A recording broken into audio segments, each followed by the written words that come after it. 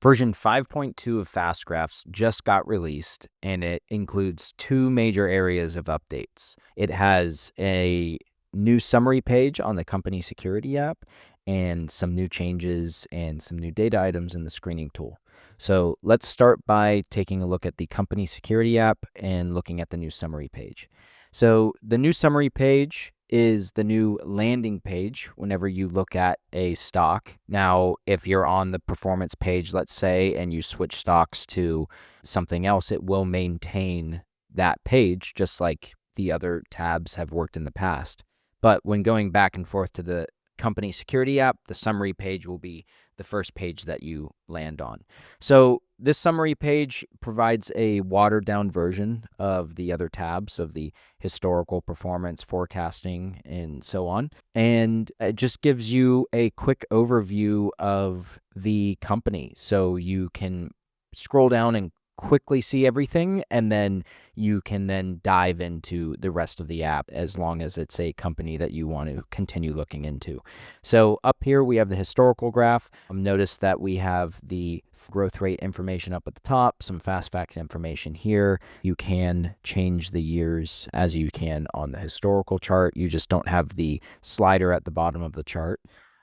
Down in the forecasting, you now have two buttons here with the annualized rate of return and the metric growth rate highlighted here, as well as some other information regarding some return information, and then the analyst scorecard here. So if I click 5-year normal PE or the estimates, it changes these values, which are the values that pop up from hovering over these points. So we've just moved these values here, so it's really easy to see, really quick to see, and then you can take a look at different metrics really easily, really quickly, as well as the analyst scorecard information.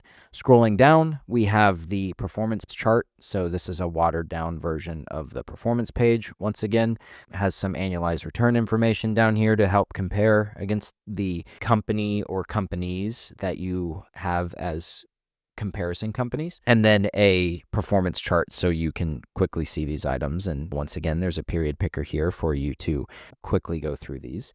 Then we also have a company description available here just to give you a bit more information on the company, the GICS information, and if you are a premium subscriber, clicking this will actually take you to a screen with the sector, subsector, whatever you click on already pre-filled. Running this will show a list of companies that are all in that, for example, GICS sector, but then you can go ahead and add more filters to this really easily.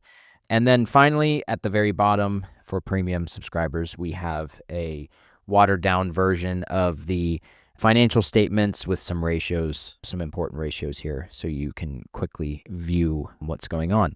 And so you can look at it as the last 4 years or the last 4 quarters of the 3 financial statements and ratios. So the financial statements, they will show a compound annual growth rate column over here, and that shows the growth rate of the items listed here.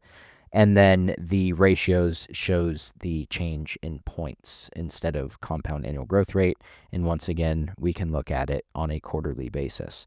Now you'll notice that all of these components have a little box up here in the top right corner. This is a quick link to that larger component.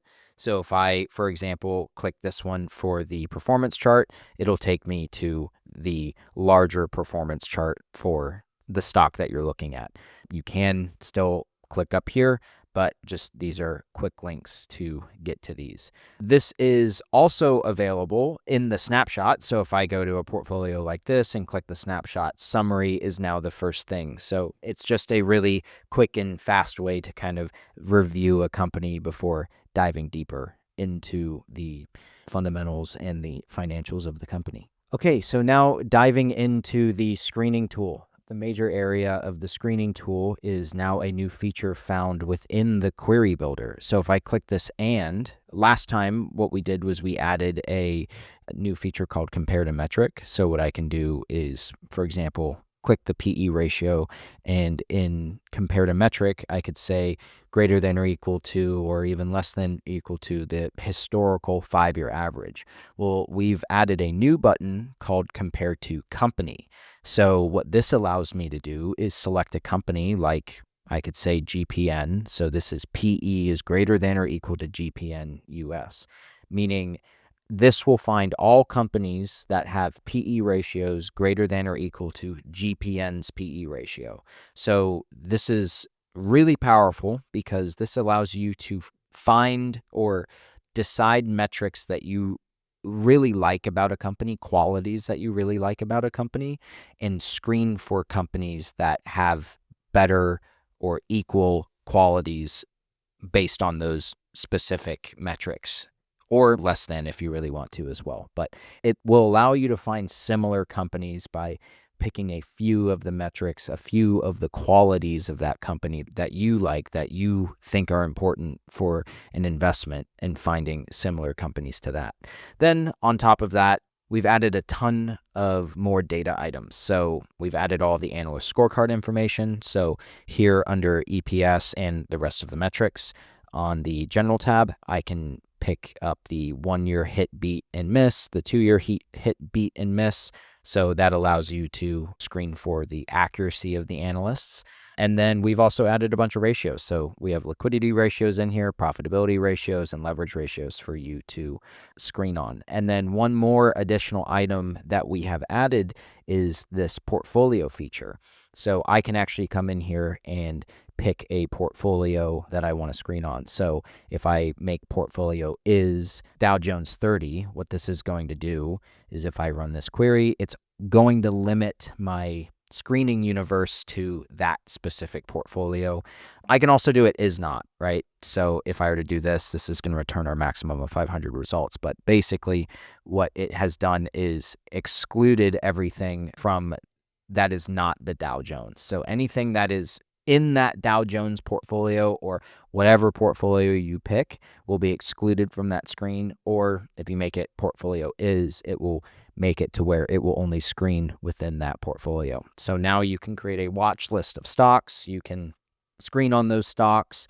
You can screen on the S&P 500. You can do so many more things now that you have a limiting factor using this portfolio filter.